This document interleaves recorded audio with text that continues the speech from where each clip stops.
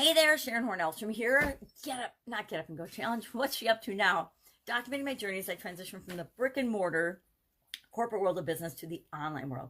And I spent decades, literally decades in corporate America, and almost twice as many decades and almost twice as long running different businesses and being involved in different businesses over the life and over my career thus far, until I had the opportunity in 2017 to hop online.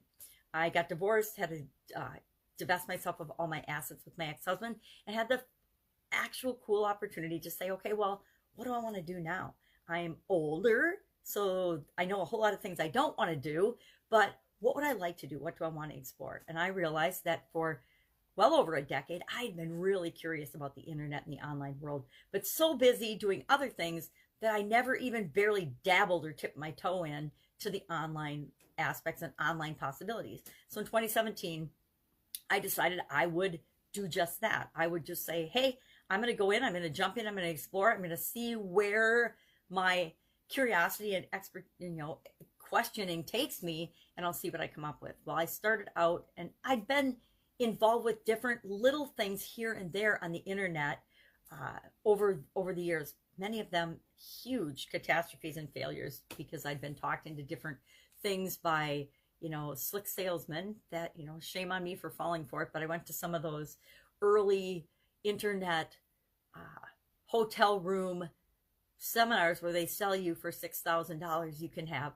this website and it will do it all for you. Well, lo and behold, they do nothing for you, and all they do is they give you little pieces of paper that say, oh, here's your access to your website, here's your you can now purchase with this piece of paper your autoresponder. Well, all of those things were Greek to me back then, and at the time I had no time or energy to actually go online and create a website. So I had done a lot of things that were mistakes in the online dabbling world because I wasn't really in it. And so I wanted to rectify and make sure those things didn't happen in 2017 when I hopped on.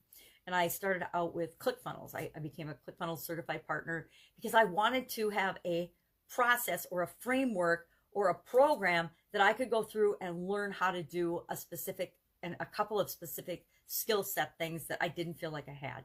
And it was a great foundation. It was a great training framework. I am a huge ClickFunnels fan. I am a huge marketing and Russell Brunson fan, but I also know that there's limitations into what they offer and what they serve and what they teach, in that it's 98% marketing focused, and there's a whole lot more to doing business and doing a successful business than just marketing. Although marketers and online people will tell you that all you got to do is market it and you'll make a fortune.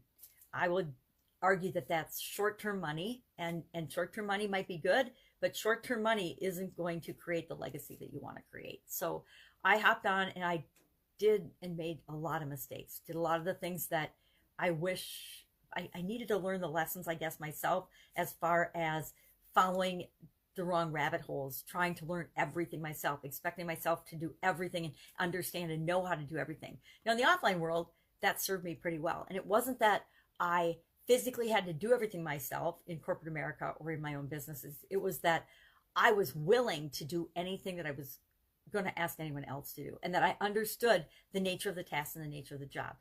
Coming from a corporate quality and process and systems and automation background, it made sense that I understood the processes step by step very, very well, and that I could to do them. And I would often hop in and help and actually participate, because doing something always gives me a better understanding than just somebody telling me what they do. And it helps me to notice where the gaps or the missing pieces are, or where there's places for reducing some of the steps or improving the process along the way. So it's kind of always been my thing. So in the online world, I took the belief for some reason that I needed to hop in and do and learn how to do everything myself. I needed to know how to create a website, make funnels, do an autoresponder, write all of my own copy, and all these other crazy things that I absolutely positively did not need to learn how to do all by myself. But all lessons learned, right? All valuable information. But I've used frameworks my entire life, but I've never heard them really called frameworks until Well, from engineering, we had frameworks and things and plans. And to me, frameworks are just a plan, a tool, a process, or a system that you use to get a desired result. So frameworks, for example, if I'm doing an analysis of my business, I might use the SWOT analysis as my framework for analyzing the company that I'm working with, or the company that I'm involved in, or the company I'm thinking about being involved in. So I might use a SWOT analysis, strengths, weaknesses, opportunities, and threats framework. If I'm working on the quality of an organization, I might use quality audits and frameworks to look at and investigate an organization. Different organizations have their own quality audits and frameworks. Actually, big companies have their own specific systems and frameworks. Quality manuals are a framework for how we're going to do the quality function in our organization. Any manuals or processes and procedures are frameworks of how we do the things that we do. So there's frameworks for absolutely everything, and sometimes there's not any frameworks for things, and we want to create them. Why? Because they help us to get consistent results. So was talking about frameworks on the Get Up and Go Challenge today. Today was day 28 of our 30-plus day challenge, our final 5th 30-plus day Get Up and Go Challenge for 2020. 2020 has been a crazy year. I don't think anyone can tell me, unless they've been stuck at home the whole time. And if they've been stuck at home the whole time, that's crazy too, right? So it's just been a really interesting year. And in a couple of days, I'm going to do, as part of the Get Up and Go Challenge, 2020 lessons learned, because there have been many. There have been many changes, many challenges, and definitely many lessons learned in 2020. But today was all about different frameworks, these different matrices we learned. Anything with an acronym is someone's framework. I have been using this year the SOAP framework. It's a framework that helps me guarantee that I'm going to get better results after any challenge or change that I face than before. And it's just a 4-step simplified process of how I go about thinking. And I've actually installed that in my subconscious. So now whenever a change or challenge comes up, my subconscious automatically runs through it. So before I even do anything or react to a change or a challenge, my brain has already run through the SOAP framework, and it's giving me better results than I used to get by just winging it when something would happen and just reacting immediately when something would happen. So Get Up and Go Challenge.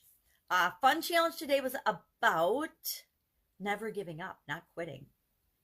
And then our Supersize Your Business Challenge today was when the going gets tough, the tough get going. It's a proverb and an idiom, of course, actually attributed to John F. Kennedy and Billy Ocean song. This isn't a Billy Ocean song. And a famous coach who, of course, his name I cannot remember.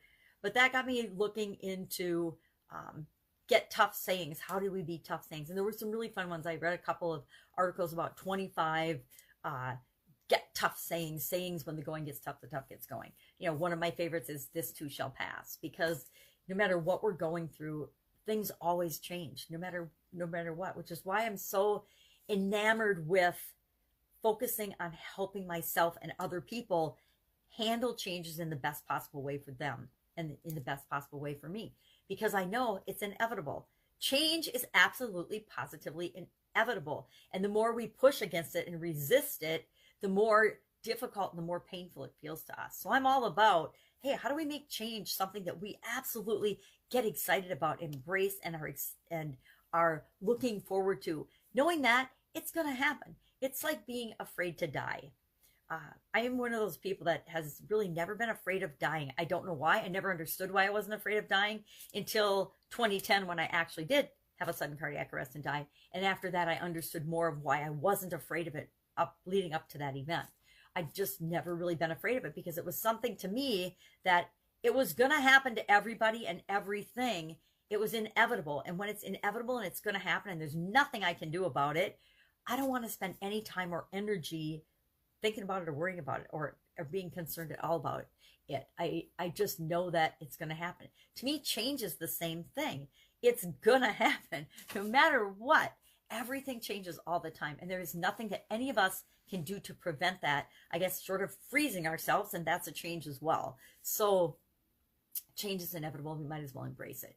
People say death and taxes, but I don't think taxes are inevitable. I think that That's a thing that's ever changing as well. So we just figure out ways to embrace the things in life and work with the things in life, and the situations, what they are. We decide how we're going to respond to them.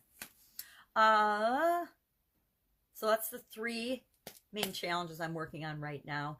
And it's a holiday week, so let's be honest, I'm not doing a whole lot of work. I'm not getting a whole lot of work done. Not working with other people during this week. It's just a family and fun week.